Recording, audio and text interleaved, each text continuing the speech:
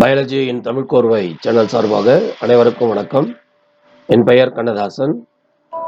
In this video, I am going to present the concept hydrophily. This is the part 6 of the pollination series. For part 1 to part 5 videos, I gave the link in the description. Please go through those videos and then you come here. Then you are able to understand this video properly. And here I gave the pictures in order to support your learning process and make utilize of these pictures given properly by staying with the video till the end. At the end of the video, I discussed about the differences in the content given in the state board book as well as CBSE book with respect to hydrophily. There are some small differences. This in this video what I discussed will help you to understand how to go about the critical question asked with respect to hydrophily in NEET examination and also other competitive examinations. Now let us enter into this video. Before we are entering into this video, I hope you will like this video. Please press the like button if you like it, share it and comment on it. Subscribe our Biology in Tamil Korvai channel and press the bell icon to receive the notification periodically. Now let us enter into this video on hydrophily, students. Hydrophily. Hydrophily means pollination by water. Hydro means water. Pollination by water is called hydrophily. And the flowers pollinated by water are said to be hydrophilous flowers. So see the difference in terms hydrophily, phyllis. Phyllis refers flowers. Phylly refers pollination. It means a process. Example for hydrophilous flowers. It means plant name Vallisneria and Hydrilla. So this is the Vallisneria and this is the Hydrilla. Both of them are rooted submerged hydrophytes. These are the pictures collected from our State Board book, page number 149. State Board Botany book, page number 149. I gave here for your reference. Though there are a number of aquatic plants, only in few plants pollination takes place by water. It means in many plants, that is hydrophytes, the pollination takes place by other agents like air and insects. So only in few plants the pollination takes place by water. So even though they are hydrophytes living in water, the pollination is not affected by the water in many plants. The floral envelope of hydrophilous plants are reduced or absent. The floral envelope here refers the mostly the non-accessory, that is accessory words, non-essential words like calyx and corolla. They are very much reduced. They are not here helping them to attract any insects or any other animals. So here, because the pollination affected by water, they are very much reduced. And you see here in Vallisneria, this totally a male flower.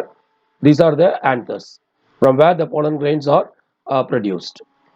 Okay, so that is the meaning here, reduced or absent.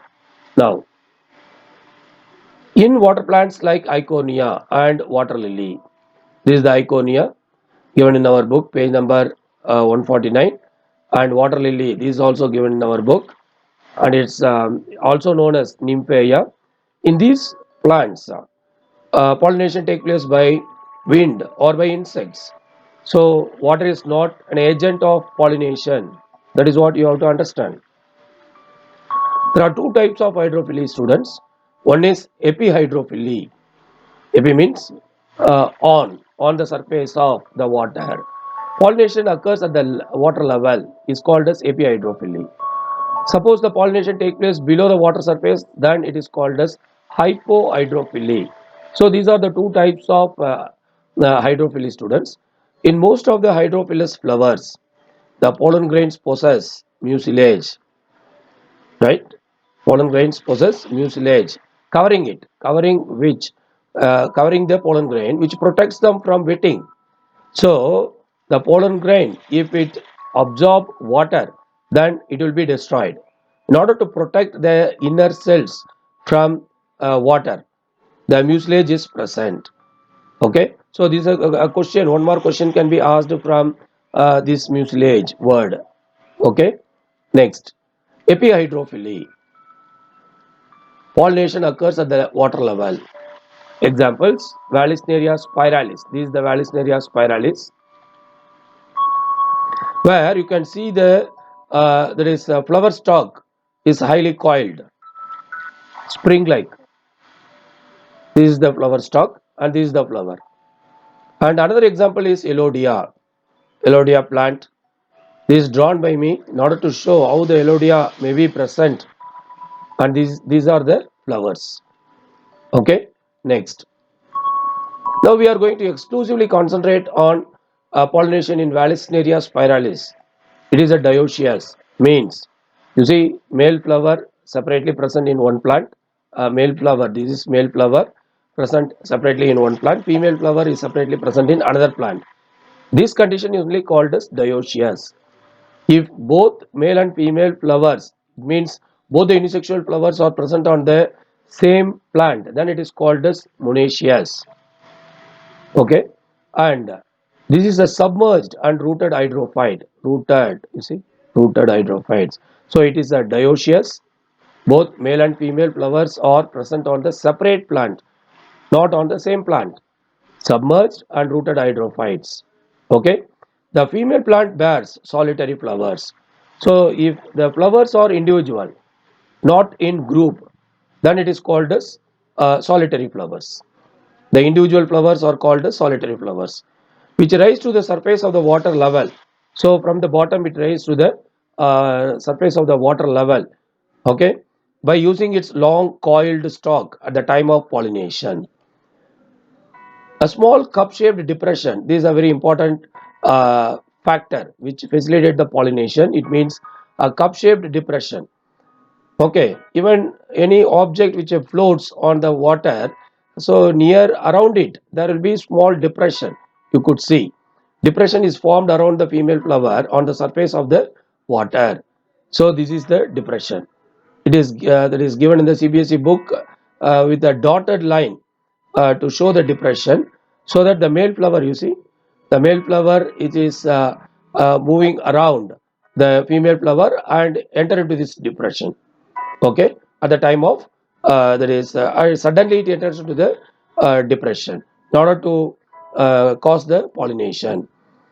The male plant produce male flowers. These are the male inflorescence given in our book. Male inflorescence, male flowers, because it is group of flower present on a common stalk. So that is the reason why it is referred as male inflorescence. At its maturity, it releases the male flowers. Male flowers slowly coming up and start floating on the water, detached and float on the surface of the water. As soon as male flower comes in closer to a female flower, when it is coming to a closer to the female flower, it get settled in the depression. That is what given in our book.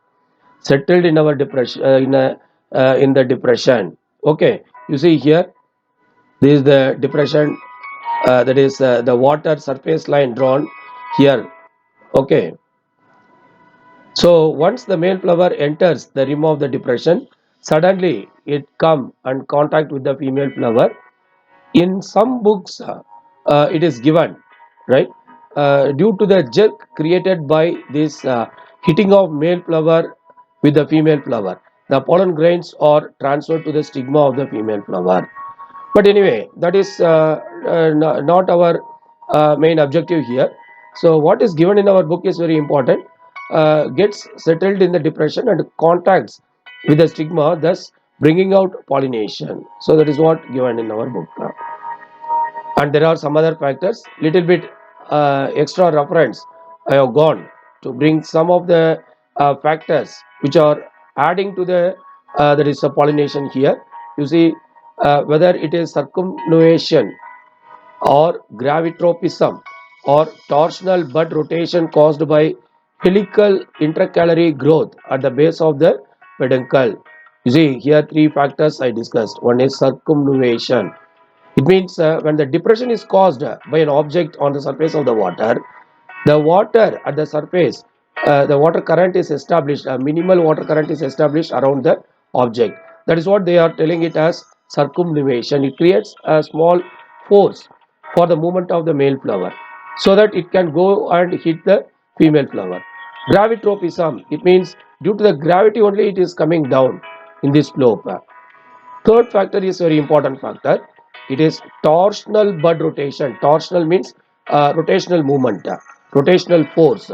So torsional bud rotation caused by, you see, helical intercalary growth. Helical intercalary growth at the base of the peduncle. So peduncle itself growing in a helical fashion. That is what we have to understand. That creates the torsional bud rotation. This only creates a torsional bud rotation. So this is also one of the responsible that is a responsible factor for the pollination in Vallisneria. You see, just one pollination in one hydrophyte. Okay, how many studies bringing how many factors uh, into a light which cause the pollination. And one more factor also discussed here. You see, buoyancy, that is flotation force, also responsible. So all these are responsible for bringing male flower in contact with the female flower, right? Next one is later the stalk. Once the pollination is completed, the stalk of the female flower coils down so that the flower sinking down, so the fruit development take place. Okay, fruit development take place underwater. Okay, so underwater where fruits are produced. Okay, next hypohydrophily. Hypohydrophily, students. So we have finished epihydrophily. Now we are entering into the hypohydrophily. So naturally pollination occurs inside the water is called as hypohydrophily. Okay, example Zostera marina, and another example is Ceratophyllum. The Ceratophyllum picture is also collected from page number 149 of our book. Ceratophyllum, you see, Ceratophyllum, this is the Ceratophyllum. Now, our main focus on Zostera marina, right? So, this is what small difference in with respect to the content of the State Board book and NCERT book. In State Board book, the shape of the that is pollen grain of Zostera marina, it is one of the seagrass given as long needle-like, whereas in the NCERT book it is given, okay, long ribbon-like. So the question, if it is asked, you must be very careful about answering this part because in our book it is given as needle-like, in NCERT book it is given as a ribbon. Now let us see how we are able to properly understand and answer the question. With respect to CBSE, this is the screenshot of the CBSE book, page number 29. In another group of water pollinated plants such as seagrasses, so they mention seagrasses here. The same way here also you see this is a state book screenshot, seagrass. So both of them are referring the same, but where the difference occurs, in our book it is given very clearly. It is with respect to the species Zostera marina. In Zostera marina species, the pollen grains are long and needle-like, whereas in CBSE book, in another group, seagrass in general. Not here, they did not mention any specific species name. Okay, so seagrass female flowers remain submerged in water and pollen grains are released inside the water. Pollen grains in many such species. This is the reason why they are giving one generalized structure ribbon, whereas in Zostera marina it is needle-like. So if the question is asked with respect to Zostera marina, definitely I could say that the answer should be needle-like. If the question is asked with respect to in general seagrass, it is ribbon-like. Okay, so that is what I want you to understand here. So here you can see Zostera marina, they are shed underwater. Pollen grains are shed underwater. The specific gravity of the pollen is same as that of seawater, so that it will not come to the surface and start flowing, or it will not sink. So the pollen grains float freely at any depth. because the specific gravity is same. So it is brought to the female stigma. This is the style and this is the stigma of the female flower of Zostera marina, and slowly by water current or by drifting, the pollen grains are coming and touching the stigma. It is attached. Once it is attached, immediately it is coiling around the stigma and style, so that the pollination is affected. Right now, you see the stigma is very large. The stigma is very large and long. The pollen comes in contact with the stigma. Pollen comes in contact with the stigma. Immediately it coils around the stigma, thus affecting the pollination. So this is the way in which the pollination takes place in Zostera marina. It is an example for hypohydrophily.